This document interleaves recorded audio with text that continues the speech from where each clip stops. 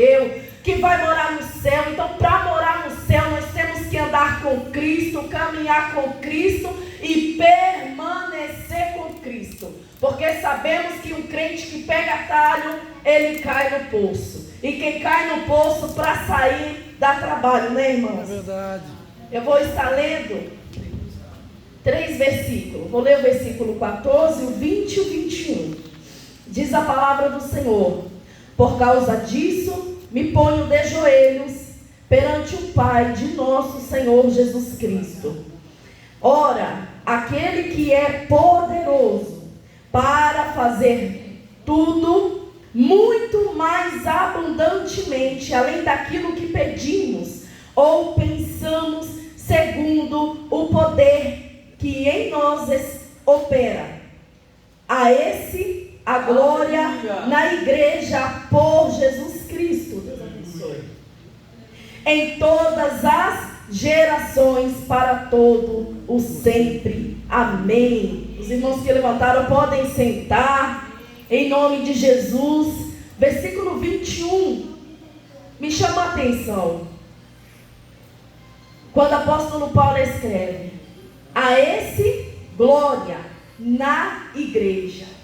E quantos hoje, irmãos, estão desprezando a igreja do Senhor? Quantos hoje não querem vir mais à igreja? Às vezes por alguns motivos que não nos convence estar aqui. Às vezes porque falta interesse, falta vontade. Mas nós sabemos de uma coisa: quem vem para a igreja é abençoado. É um povo diferente, é um povo que anda preparado para qualquer batalha. É um povo que está revestido com poder para enfrentar qualquer confronto espiritual. É um povo que não perde batalha, que não perde peleja. É um povo diferenciado pelo nosso Senhor Jesus Cristo. E nós vamos aprender um pouco com o apóstolo Paulo acerca deste livro abençoado ao qual ele escreve. Paulo, nesta carta, quando ele escreve a carta direcionada à igreja de Éfeso, ele está no seu primeiro período de prisão em Roma. Está escrito em Atos, capítulo 28, do versículo 31, 16 ao 31. E essa cidade, irmãos, eles adoravam Deus. Esse povo tinha como Deus uma mulher chamada Diana, uma deusa chamada Diana pelos romanos.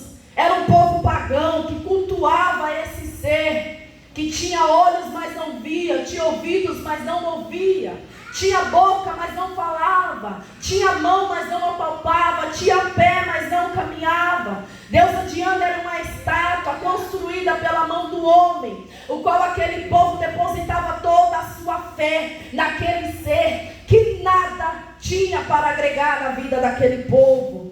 Mas quando o apóstolo Paulo, enviado por Deus, chega naquele lugar, irradiando, propagando o evangelho de Jesus Cristo, então ali muitas almas começam a aceitar Cristo como seu único e suficiente Salvador. Mas quando o apóstolo Paulo chega naquela cidade, ele não é muito bem reconhecido, porque o povo de Deus é um povo diferente. É um povo que as trevas reconhecem de longe. E você me pergunta por quê? É um povo que carrega a luz, e as trevas não prevalecem contra a luz da glória de Deus.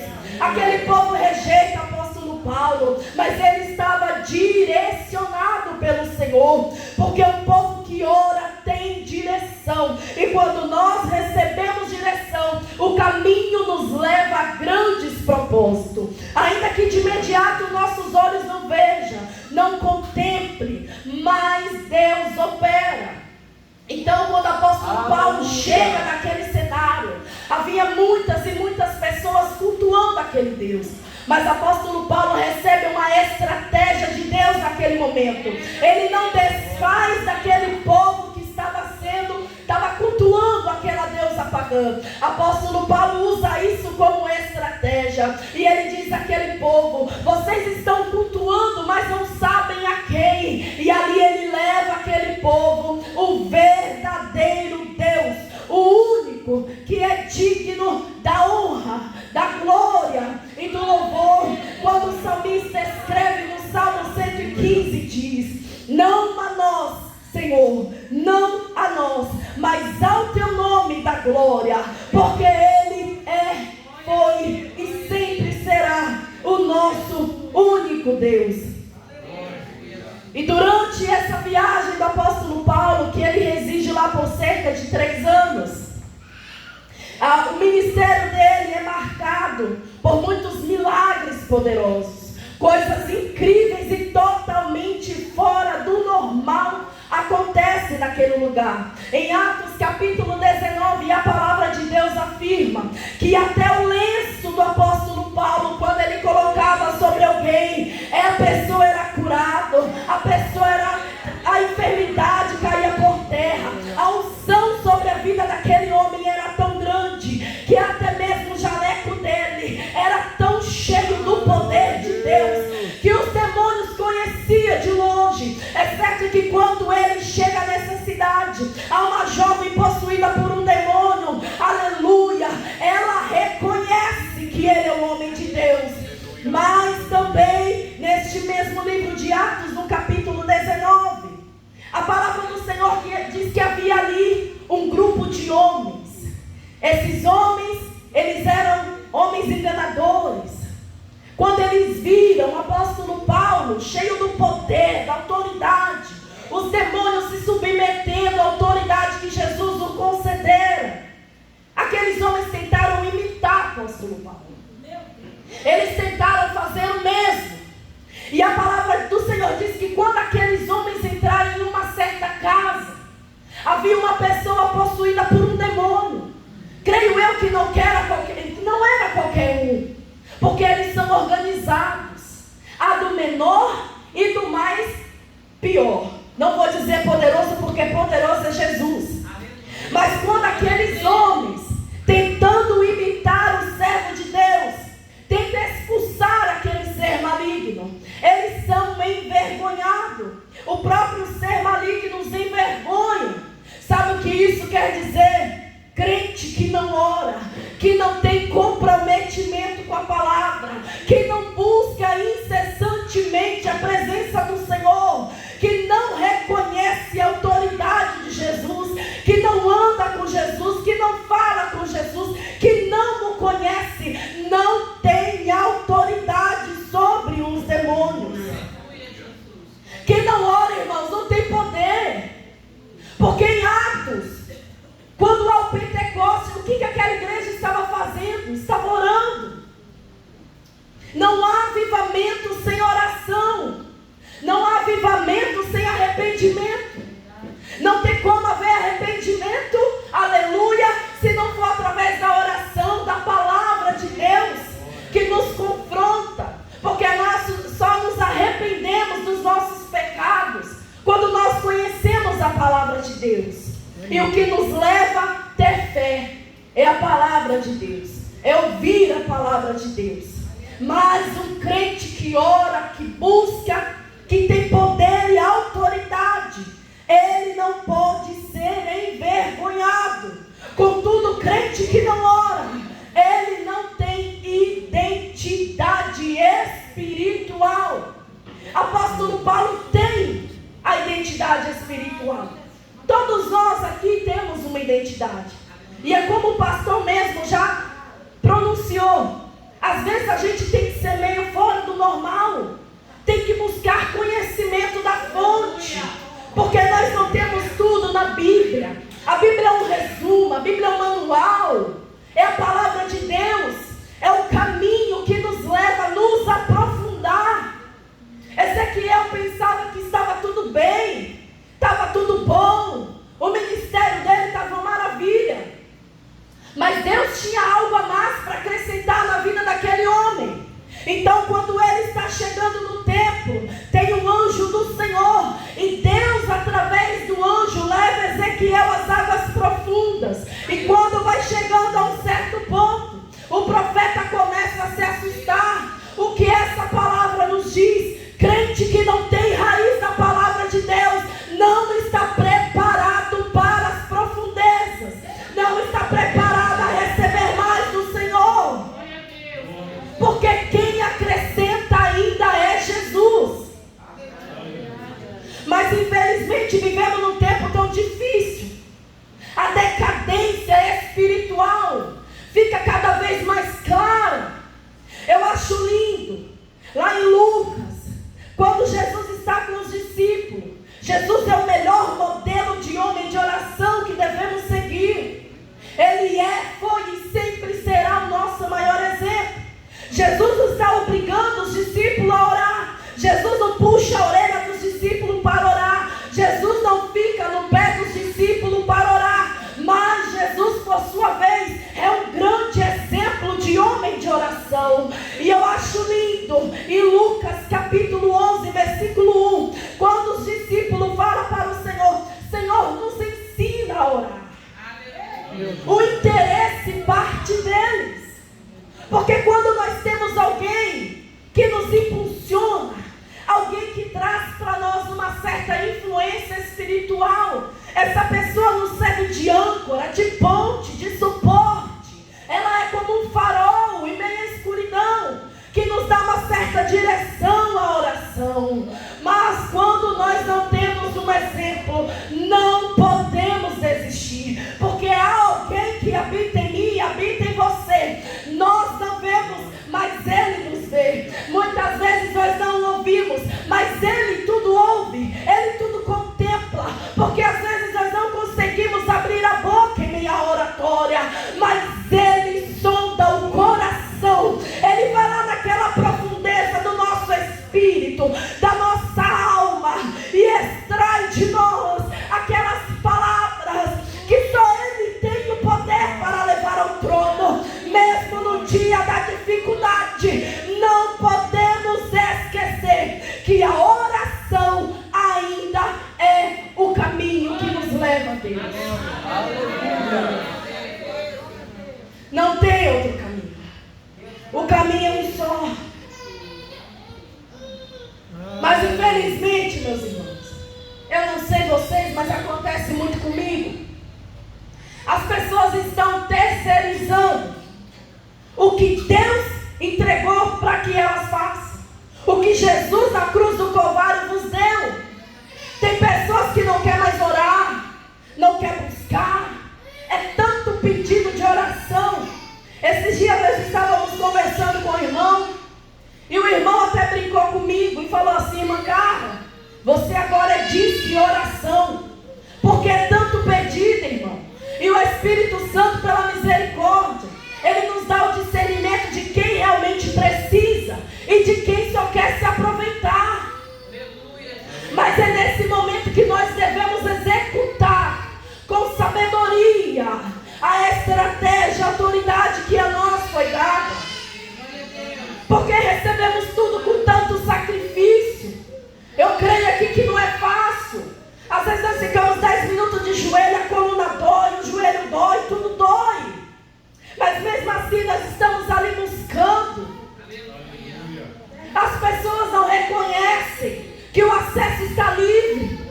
As pessoas parecem que ainda não entenderam o Evangelho de Deus, não entendem o sacrifício de Jesus. É tanto pedido de oração. E às vezes quando chega os pedidos até a mim, eu me ajoelho e eu falo: Senhor, eu posso orar por essa alma? Muitas vezes o próprio Espírito Santo fala para mim: não. Me dói o coração, porque há dias que eu preciso receber uma oração e eu recebo essa mesma resposta do Senhor: não. Ore você. Mas temos que ter o conhecimento, temos que ir à profundeza, porque o inimigo, ele também está vestido de crente. Aquela menina adivinha, ela tenta enganar o homem de Deus. E como ela tenta enganar? Com palavras bonitas. Você é homem de Deus, esse homem é homem de Deus. E por algumas vezes, todas as vezes que o apóstolo Paulo passou por ali, ela faz a mesma menção, a fim do que? Enaltecer o apóstolo, trabalhar no ego do mesmo. Mas quando nós oramos, Deus nos dá discernimento espiritual. Crente que ora não é enganado pelo inimigo. Crente que ora não é enganado pelas artimanhas do inimigo. Porque muitas vezes a própria pessoa que vem nos pedir oração, ela já vem assim: ah, que você é mulher de Deus, eu sei que você ora. Não, irmã, eu pedi para você porque o Senhor tocou no meu coração.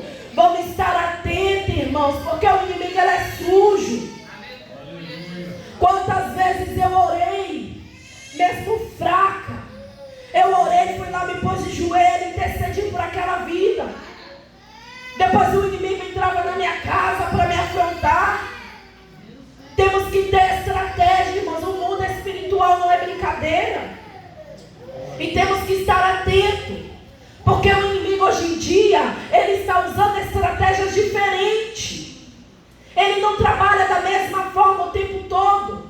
Quanto mais nós crescemos em conhecimento, mais ele muda a sua estratégia.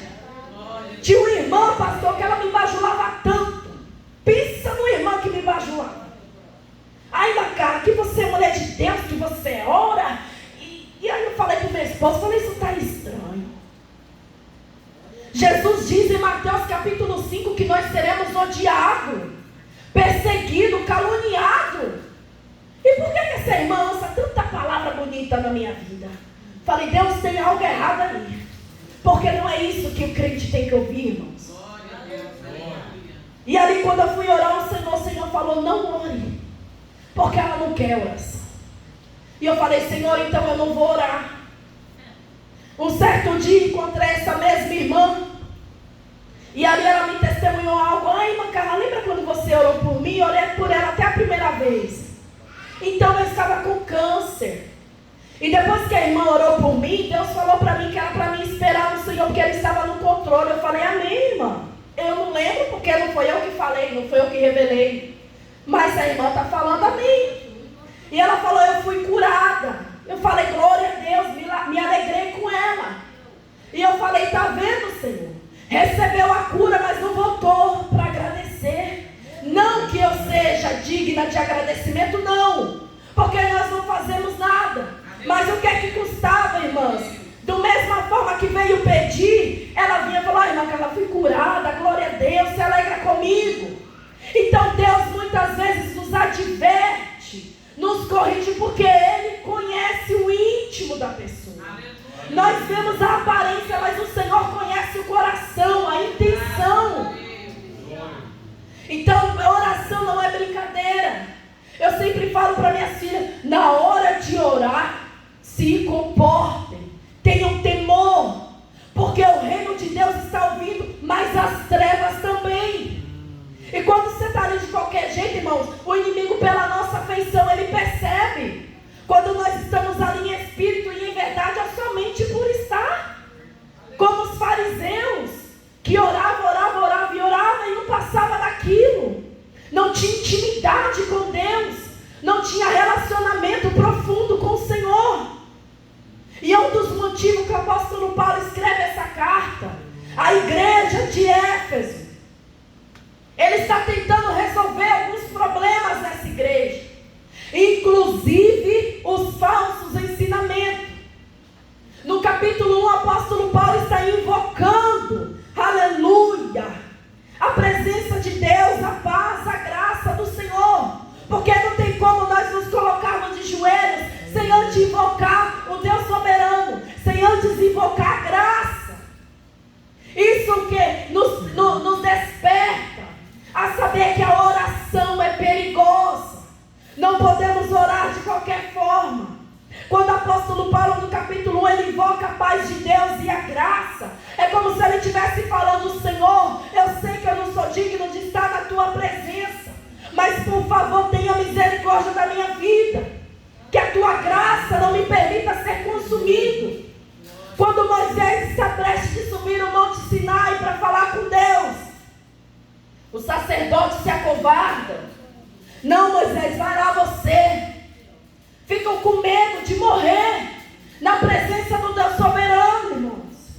É uma maravilha orar, mas quando nós nos colocamos de joelho, nós estamos face a face com Deus. Nossos olhos não precisam ver, porque nós vivemos pela fé.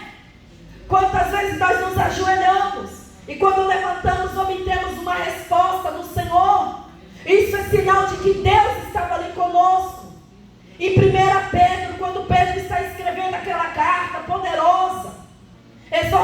expectativa. Ele diz que os olhos do Senhor estão em todo o tempo sobre os justos e sobre os ímpios, e que os ouvidos de Deus, Ele ouve todas as nossas orações. É certo que muitas delas não são atendidas, porque a vontade é dele, a forma de trabalhar ainda é dele. No capítulo 2, apóstolo Paulo está destacando acerca da nossa salvação mediante a graça. Apóstolo Paulo está despertando os irmãos da igreja de Éfeso, despertando eles e dizendo: meus irmãos, não vos esqueça que a graça é mediante a fé de Cristo. Vem de Cristo, está em Cristo, não tem outro caminho. Porque quando João escreve dizendo: Ele é o caminho, Ele é a verdade, Ele é a vida, ninguém vem ao Pai se não for por Cristo. O caminho é um só. O caminho continua sendo o mesmo. Mas no capítulo 3, o apóstolo Paulo está enfatizando, aleluia, no versículo 8, acerca das riquezas incompreensíveis de Cristo. Não dá para tentar compreender Jesus. Não dá para tentar entender a forma que o Senhor trabalha. É irrepreensível. Não dá. Ele é soberano. Ele é onisciente, onipotente. Não adianta nós queremos estar diante dele, porque lá, aleluia, no livro de Isaías, o Senhor diz que Ele está diante de nós, endireitando os caminhos tortuosos. Ele sempre vai estar à nossa frente. Apóstolo Paulo também, ele nos ensina a multiforme sabedoria de Deus. O que é essa multiforme sabedoria? São as várias maneiras como Deus trabalha, como Ele é, onde Ele está. Não dá para tentar entender, aleluia, a vontade de Deus. Muitas vezes em meio às dificuldades, nós oramos pedindo a Deus compreensão de como devemos nos comportar. Mas não dá para tentar entender a forma como que Deus faz e opera as coisas. Mas o apóstolo Paulo, ele vai orar agora. Ele precisa orar. A fé do povo está desfalecendo por causa das tribulações, das dificuldades.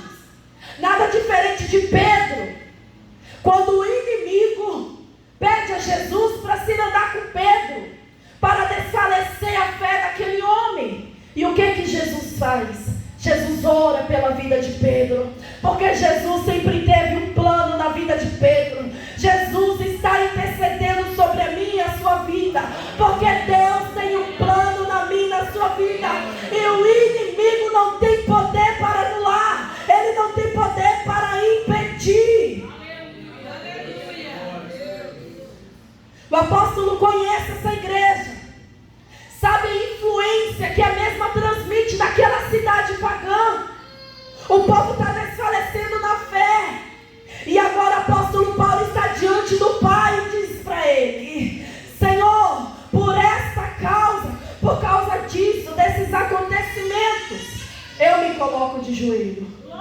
Porque, irmãos, as causas da vida de um cristão só é resolvida de joelhos.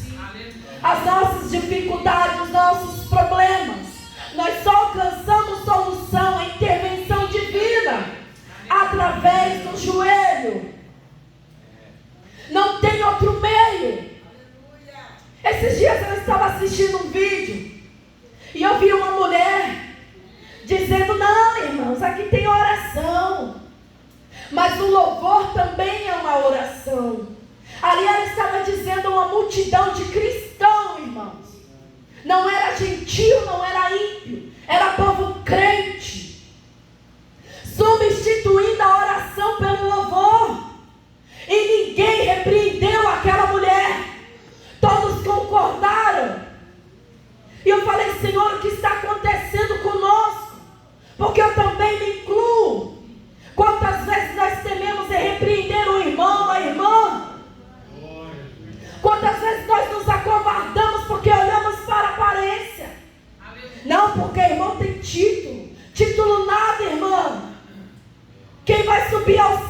título, se nem as nossas vestes vão subir, porque diante, aleluia, das nuvens elas serão trocadas, porque nós nos acovardamos diante desses falsos profetas, essas falsas profetisas que estão enganando o povo de Deus. Como já foi dito aqui, Deus nos deu poder e autoridade para pisar, para repreender toda sorte de males. E por que é tão difícil nós trazemos uma alma à igreja? Uma alma, irmãos, é uma dificuldade. Eu convido tantas pessoas, tem hora que eu falo, Senhor, eu vou desistir. A pessoa não tem interesse, irmã Carla, então, já até fui na igreja. Decepcionados, irmãos, as pessoas estão decepcionadas. Porque vieram para a igreja com uma impressão totalmente contrária. Porque aqui é lugar de nós darmos ao Senhor. O que ensinaram para essa pessoa? Que tipo de discípulo chegou até ela? Quem foi? Que tipo de sal é esse? Porque Jesus disse que nós somos o sal. Nós somos o sal da terra. Nós temos que dar sabor.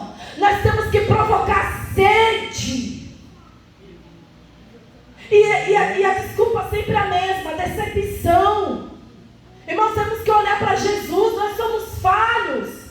Ninguém é melhor do que ninguém. Todo momento a gente erra, a gente falha, a gente peca.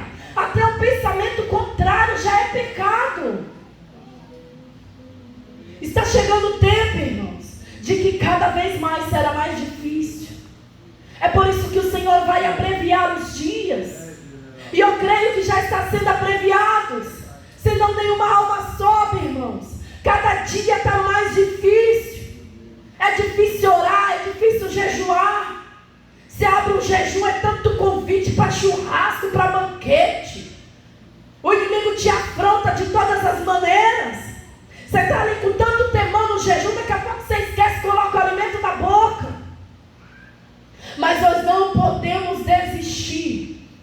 Apóstolo Paulo, mesmo preso, não desistiu da igreja.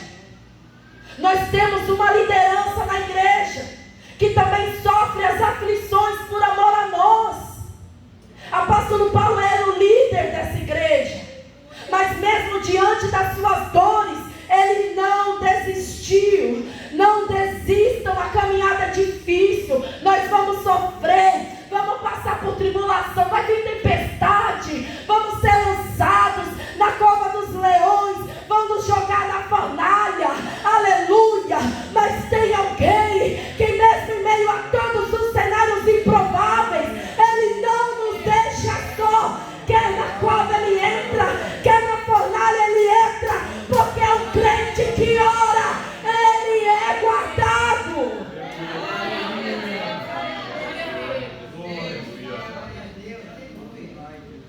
Apóstolo Paulo, no livro de Romanos, capítulo 12, diz, versículo 12: alegrai-vos na esperança, sedes pacientes na tribulação, perseverai na oração. Nós sabemos que tudo que nós estamos passando nessa terra vai gerar grandes resultados. Que resultado é esse, irmã Carla? Nós vamos estar assentados à mesa com Jesus, sendo servido por Jesus, alegrando-nos toda a eternidade com Ele. Há uma recompensa que a terra não pode nos dar. Ela é invisível, ainda não está conosco, mas tem um livro na mão de Deus, ao qual está escrito o nome daquele que perseverar até o fim. Quando Jesus, no capítulo 3 do livro de Apocalipse, está dizendo à igreja de Sardes: de maneira nenhuma apagarei o teu nome do livro da vida. O Senhor garante, Ele garante vitória. Mas é necessário que eu e você perseveramos na oração. Tiago, no livro de Tiago, capítulo 5, versículo 16, ele diz que a oração feita por um justo pode muito em seus efeitos. Eu estou aqui por causa do efeito da oração. Nessa manhã eu estava muito gripada.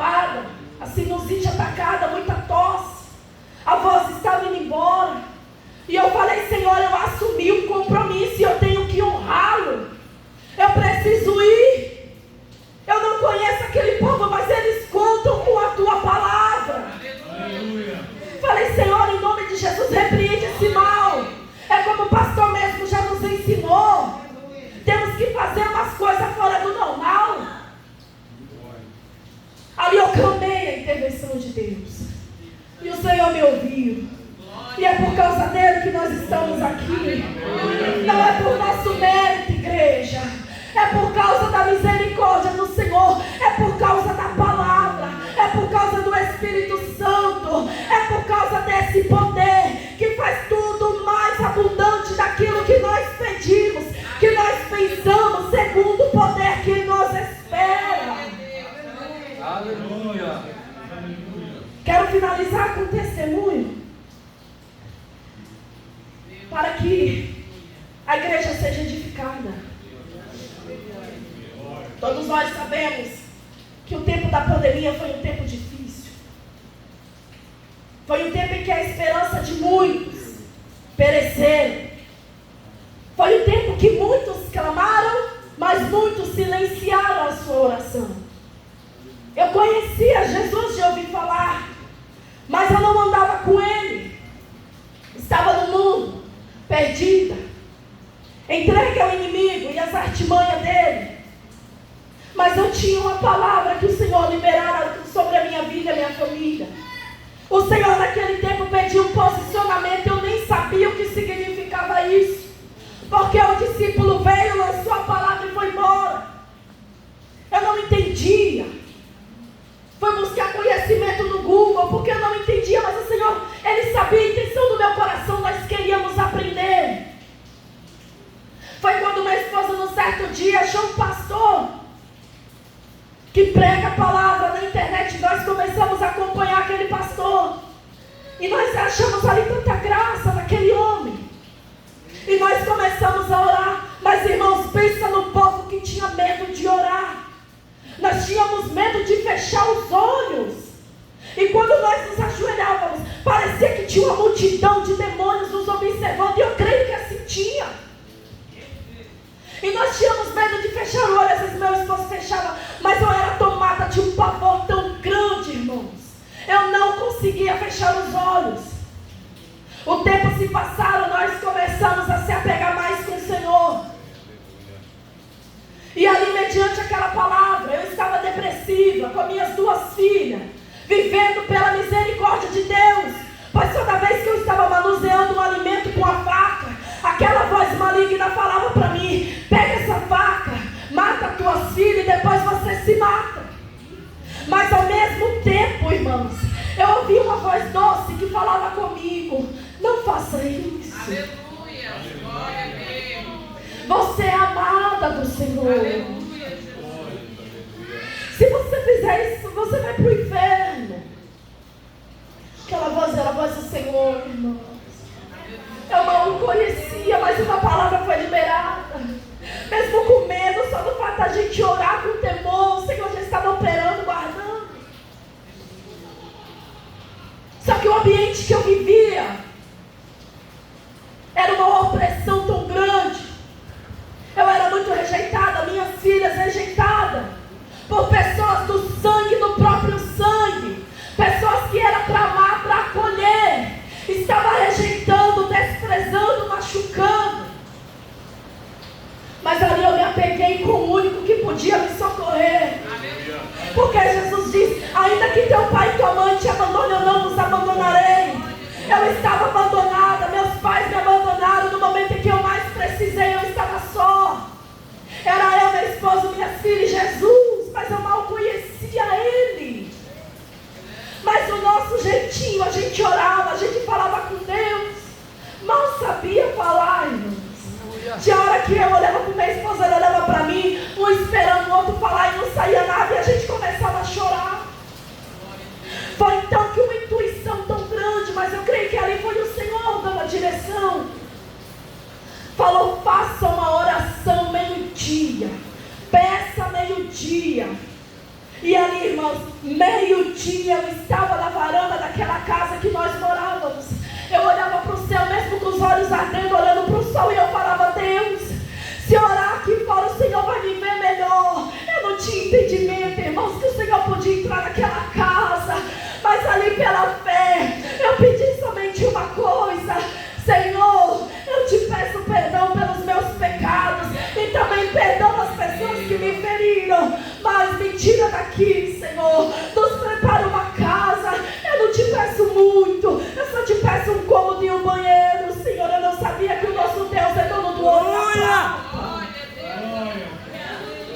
E eu fiz esse pedido por muitos e muitos dias. Irmãos, uma fé tão grande que eu não sei de onde vem aquela fé, mas eu pedia com tanta fé, porque a minha única solução era Jesus. E ali eu comecei a buscar alguns corretores. Minha esposa falava: amor, com esse salário a gente não vai conseguir comprar nada. Um salário de R$1.800, pastor, ia comprar o quê, irmãos? Mas se fosse um barraquinho. Mas se Jesus estivesse lá, eu ia. Glória a Deus, aleluia. E eu falava para ele: tenha fé. Jesus vai ajudar a gente. Era assim que eu falava. Aleluia. Vamos ter fé porque Ele pode. Ele me curou da depressão, Ele pode. Aleluia. Ali nós estamos orando ainda cada vez mais, mediante aquele pedido. Um certo dia eu encontrei uma corretora. E eu pedi a ela que nos ajudasse. Uma mulher possuída pelo demônio, irmãos, não tenho dúvida disso. Falou para mim: Carla, isso aí é impossível, podem desistir. Porque com esse valor, com esse salário, você jamais vai conseguir comprar alguma coisa. Irmão, aquela palavra foi tão dura para mim, eu fiquei tão triste. Mas ali eu fui tomada por uma coragem tão sobrenatural. Um poder chegou naquele lugar e disse: não, é impossível, eu continuo orando. Eu continuei orando. Naquele mesmo ano, igreja, isso é para a glória de Deus, porque foi o Senhor que fez. Minha esposa recebeu 3 aumentos. 3 aumentos, irmãos. Naquele mesmo ano. 3 aumentos para a glória de Deus. No terceiro eu falei para ele: agora vai. Encontrei um anúncio na internet, irmão, de um imobiliário em Campinas. Ele falou: mas em Campinas? Eu falei: eu quero morar lá, mas a minha vontade não era de Deus. Fomos lá na corretora, de início ele não quis ir, incrédulo, irmão. Pensa no homem incrédulo, era meu marido. Não sei se era incredulidade, se era falta de fé, ou se era medo de não conseguir pagar. Mas hoje está em nome cheio de fé, graças a Deus. Fomos lá, de imediato já foi aprovado.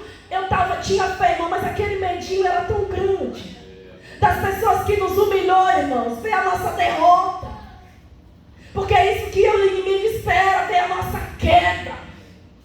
E ali o Senhor dando a vitória, nós fomos à casa, não gostamos, falei: meu Deus, só tinha um apartamento disponível, só de condomínio, R$335, falei: como é que a gente vai pagar? E ele: a gente não tem condição. Eu falei: tem sim, se for de Deus vai dar certo. Falei para a corretora: nós vamos ver esse apartamento. E ela disse: irmã Carla, está, aleluia, no leilão da Caixa, vocês querem? Falei: eu quero, minha irmã, aleluia. Ela deu todo o encaminhamento da papelada, o Senhor foi aprovando. Numa segunda-feira, 7h pouca, eu recebi a mensagem daquela mulher, um instrumento de Deus na nossa vida, não tenho dúvida. Pegou o telefone e ligou para mim e disse: Carla, está tudo aprovado, posso continuar? Eu disse: pode. Quando ele chegou, eu pulei no pescoço dele, dando graças a Deus, toda alegre, irmão. Falei: irmão, está dando tudo certo, vai ser nosso.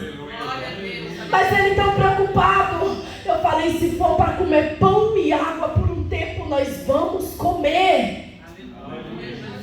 Mudamos para o apartamento. Deus fez tudo, irmãos. Tudo. No tempo que, infelizmente, muitas pessoas estavam perdendo trabalho. Muitas pessoas partindo. Enquanto era momento de dor para alguns, Deus estava honrando outros. Foi o momento da pandemia, irmãos. Quem tinha dinheiro para comprar imóvel na pandemia? Ninguém tinha. Mas o Senhor já vinha nos dando estratégia para guardar o dinheirinho. Ele tinha uma moto, Deus começou a incomodar ele. E eu falava: vende essa moto, você vai morrer qualquer hora, vai largar as meninas sozinhas. Apanhava um pouquinho de medo dele para acelerar um pouquinho mais o processo. Ele vendeu a moto, guardamos o dinheiro que serviu para pagar o documento. Deus prepara tudo. Não é perca, irmãos, é investimento no reino de Deus. Compramos um apartamento. Quando eu entrei lá para conhecer, irmão, parecia uma zona de guerra. Era tanto buraco de pedra na parede que parecia que alguém metralhou as paredes todas. Mas eu entrei naquele lugar e falei: o mesmo Deus que nos deu dinheiro para comprar é o mesmo Deus que vai pagar a reforma. Eu tiro o dinheiro para receber estava tudo travado. Quando a síndica liberou para começar os moradores a mexer lá, fazer reforma, foi quando Deus liberou 6 mil reais.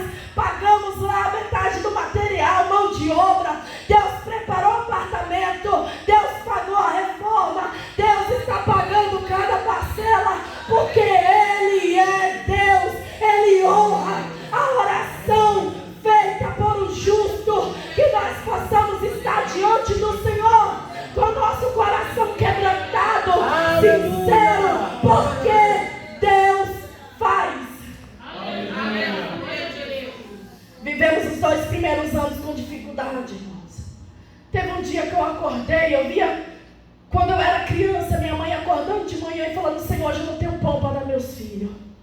Naquele dia eu falei: Senhor, hoje minha filha vai comer bolacha de novo. Eu já estava até com medo dela ter um problema no estômago, porque era só biscoitinho de maisena. Quando eu levantei da cama, que eu pensei ali com Deus, a vizinha bateu na porta e disse: Cala, abre aqui, princesa.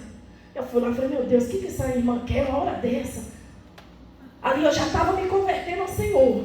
A irmã estava, irmãos, com 2 saquinhos de pão bisnaguinha, pão bom, irmão. Aleluia.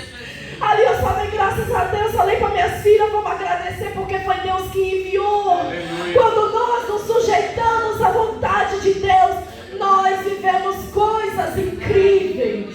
Aleluia. Eu me alegro no Senhor, irmãos.